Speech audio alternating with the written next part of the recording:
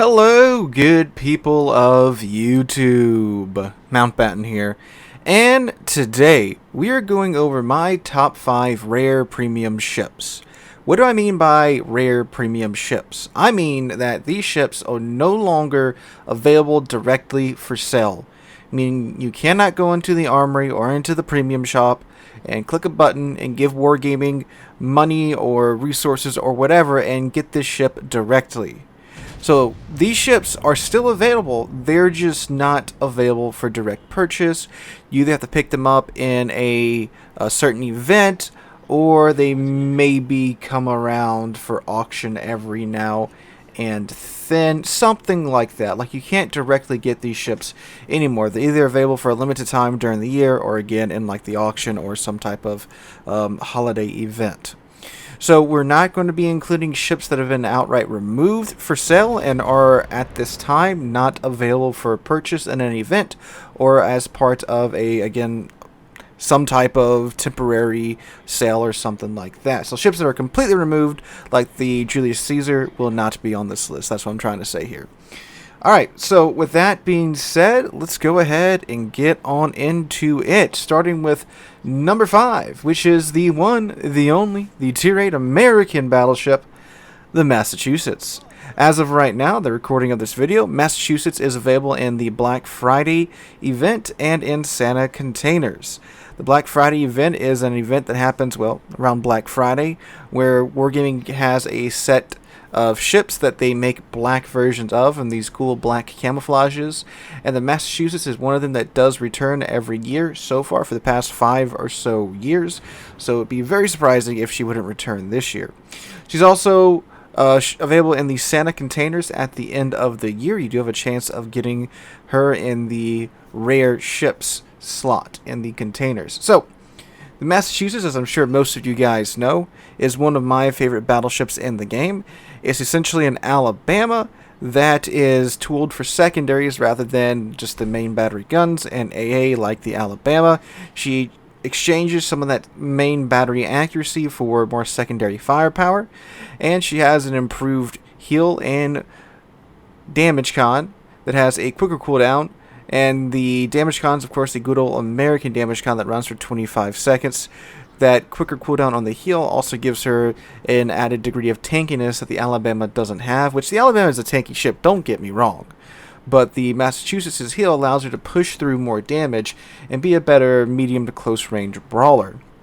Again, at the expense of her main battery accuracy, which is not very good. I mean, hey, when you got all those American 5-inch secondaries going off constantly, they are going to absolutely shred through things like DDs and light cruisers very easily. The secondaries are still accurate enough to where I don't personally think you need to run IFHE on them, because enough of them will be hitting the targets to where even on heavier armored targets like heavy cruisers and battleships, you'll be setting a fair amount of fires, so you'll get your damage in through that. And plus they are penetrating enough to normally pin things like superstructures, so that you do get some type of income from the alpha damage of the secondary shells, and you're not completely dependent upon the fire chance. Massachusetts also has really darn good AA. It's not the same AA as the Alabama. It's slightly different, but it is still very good, to where CVs will usually try to find something else to strike before they get to your Massachusetts. Massachusetts is, again, one of my personal favorite premiums out there, and I was so glad when they released her. And man, I have so many battles on this ship. A great ship, one that I would highly, highly recommend if you only buy one premium, especially from the Black Friday event. Make sure it's Massachusetts. And man, again, I love the ship so much. It was so nice to have an American battleship that was more centered toward brawling, which is something that I like to do. At the time, if you wanted to brawl, you had to take the Germans, which they have their own set of problems. The Massachusetts, it was enough of a side grade from that type of brawling to where it's just, wonderful, wonderful fun. And with convoys being out right now, I'm having a ball of fun taking Massachusetts in the convoys and doing, well, Massachusetts things. Alright, going down to number 4, we have the Tier 9 Japanese battleship, the Musashi. Now, the Musashi is also available in these Santa containers, and she has been sold at auction. It wasn't, well, I'd say it wasn't that long ago, but it's probably like a year or so ago now that they did sell the Musashi at auction for doubloons, and wow, a lot of people dumped a lot of money into that auction. So, yeah, it wouldn't surprise me if they do bring her back out again for auction. The Musashi is a ship that I personally don't enjoy that much, because especially with tier 9 matchmaking today, you're playing what is essentially a gimped Yamato at tier 9 with the idea that, hey, it's at tier 9, you have the chance of running into tier 7 ships, which means you can bully the living crap out of those ships, and it's also a tier 9, so you have the tier 9 premium economy, which, yeah, I can see why people do like it, but for me, it's just, it's not that great of an experience today in most cases. It's also got some weird stuff going on with this ASW that we've talked about, I think either on Saturday of the last week or sometime before this video. But yeah, so Musashi is essentially what an A-hull Yamato would be. She's the early war Yamato class. She doesn't have the mountain of secondaries on the side, and she has slightly less accurate guns. Slightly less Sigma than the Yamato, which is frustrating because the Japanese dispersion is bad. Because the Japanese dispersion is normally compensating for one or two things: a large number of average battleship caliber guns at that tier, or two, a smaller number of large caliber battleship guns at that tier. So the dispersion typically isn't great because you can't have, a large number of average guns railing a target constantly. You also can't have a small number of large caliber guns railing a target constantly. So they have to throw in this wonky dispersion that every now and then, of course, with RNG, you do get some nice salvos, but a lot of times it's just rough, downright rough. Now, the Musashi, of course, I understand why people like it. Again, it's just I personally don't. It is, of course, a great premium when you are able to get into those top-tier games, even those mid-tier games, because you are a tier 9 premium ship. And with the 18.1-inch guns, even with the wonky accuracy, you still are able to do a pretty solid amount of damage in most games and bring in a nice, tidy profit of credits at the end of the match. Plus, there's many a Japanese premium out there that you can use the Musashi to train with your commanders for.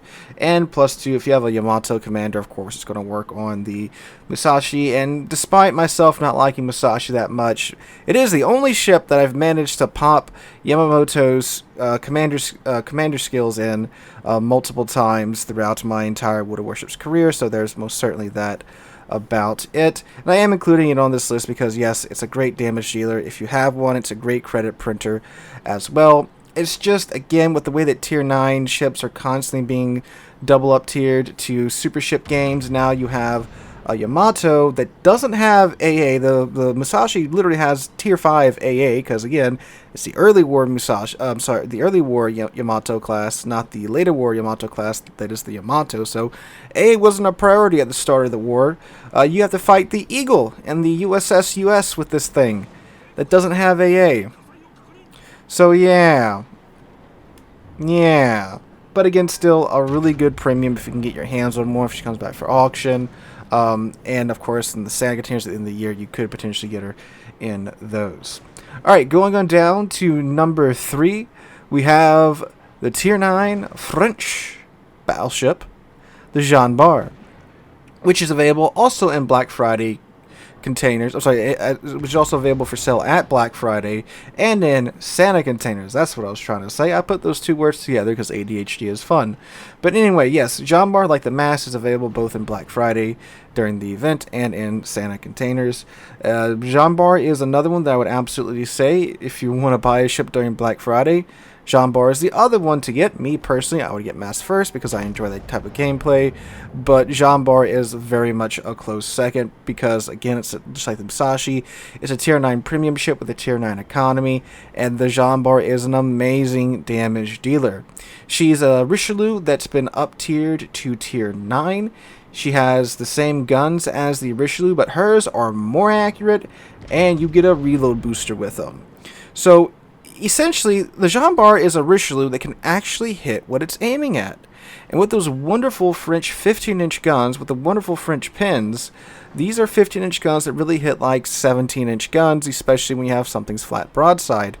And you have a reload booster, so if something does present you their flat broadside, you tap your reload booster, and now you have a 10-second reload on your 8 15-inch guns. And that's base. That's before Adrenaline Rush kicks in. If Adrenaline Rush is really going, like you're down to like your last couple of thousand HP, you will have somewhere along the lines of a 7-second reload with the reload booster going. That's insane on 15-inch guns.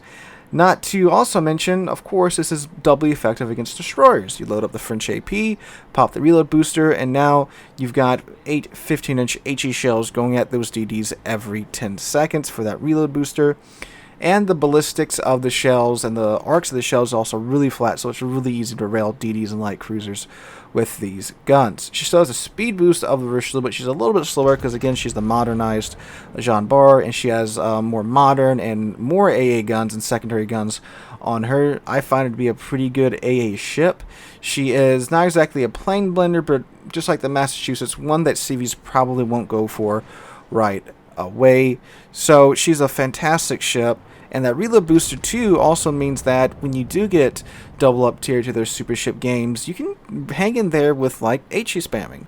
Just absolutely melt down the enemy's super battleship, especially if they want to pick on you. You just keep burning them with that HE, because when you set a fire and they damage con it, you go, oh well, you shouldn't have done that, huh? Then you pop your reload booster, you set 2 or 3 more fires on them, and laugh as they burn to death. So, yep, great tier 9 French battleship. Again, just like the Musashi in Massachusetts, great commander trainers. There's tons of premium ships, and of course ships for France right now that you can be using the Jean Bart to train your commanders for, and again, will make you a nice bit of money and do basically all the things you need a premium ship to do. Alright, now we're on the way down to number 2, which is the Tier 9 American destroyer, the Benham. The Benham is, I don't know how this ship got out of testing. I did a standalone video on the Benham not long ago, and this ship is nuts. Oh, she is available only in Santa containers for now. She was available for the Rogue Wave event, but since then has not gone on sale and has only showed back up in Santa containers or super containers. That's how I got mine during the anniversary event. And yeah, I didn't play this ship until I think a few weeks ago, and wow, this is such a good torpedo boat that even I can be a halfway decent torpedo boat captain, because you just dump out torpedoes roughly every 60 seconds. You have 4 racks of torps that reload in 60 seconds. 12.5 kilometers, enough concealment to get about 6 kilometers in between you, and actually it's 7 or 8 I think, in between you and the target, and just crap out torpedoes. What are they going to do, dodge all of them? It is absolutely insane. This is the only destroyer that I don't just keep the guns selected. I just swap on over to the torpedoes, and I just go on about my business. And if I need to finish somebody off, I'll rip the guns out. If I'm in smoke behind an island where I can just consistently dock somebody down, I'll use the guns. But other than that, it's torps all the way, and that's for me speaking. I suck at torpedo boats. I haven't really played them. This is about the only one that I've really sat down and played, and it feels like cheating half the time, because again, you can just dump out so many torps every 60 seconds. It's great in convoys, because what are the convoy ships going to do? They don't dodge the torpedoes, they just slow down, and that's cool. Here's another rack of torpedoes for you, Liberty ships. It's that good. And yeah, I really don't know how this ship got out of testing, and to my knowledge, there hasn't been any changes to this ship, at least not in quite some time. And good God, this ship is just insane. You can check out my video for the full details on the Benham. But yeah, definitely if this one ever comes up for sale for some event or whatever, it wouldn't surprise me if they would shove her in the armory. I would definitely try to get it. It is definitely that good. Again, Santa containers is the only way, or super containers, to get it right now. I'm not saying go through $700 at the Santa container event trying to get the Benham. No. But if you do pick her up in the Santa container event, you got yourself one hell of a DD right here, fellas. And that brings us to our number 1 slot, at which the Tier 9 American battleship, the Georgia, resides. You might be thinking, Sealer, there's a lot of American ships on this list, showing a little American bias. Fellas, I didn't make the ships or put them into the game. That was wargaming. We like to talk about Soviet bias a lot, but American and French bias are pretty real too. So the Georgia is only available currently for Santa containers. So again, like the Benham, you got to get lucky and pick her up in Santa containers or super containers. She's still in there for now. And the Georgia is a Proto-Iowa design. She has 6 18-inch guns, 457s, not 460s, so she can't overmatch 32. And man, Georgia is a ship. It's one of the few battleships that you can actually put a couple of different builds on, and she still works great. You can go for a secondary battery build because she has secondaries like the Massachusetts. You can go for a tank build and increase her survivability. You can go for a main battery gun build. You can go for a hybrid between either two of them. I have a hybrid main battery secondary build on mine because the Georgia does get the special American Plotting Room Mod 2 module that decreases the dispersion of her 18-inch guns by 11%. So now you have her 6 18-inch guns pretty well dialed in. And these guns used to be super accurate. They did nerf that quickly after her release, but even after the nerf with that module on, it does more than enough work with those main battery guns. And again, you have Massachusetts level secondaries on there. Plus, this battleship is stupidly fast. She can touch 40 knots, especially if you put like Brisk on there now. Oh my god. This ship is fast with that engine boost going. She runs down destroyers, not the other way around. And back before they nerfed her secondaries, the secondaries are even crazier against DDs because you just got the accuracy right away. You didn't have to build it up like you do nowadays. So she was quite the machine for melting down DDs. Of course, with 457, she's great for dumping on cruisers, battleships, anything that she just doesn't like to exist.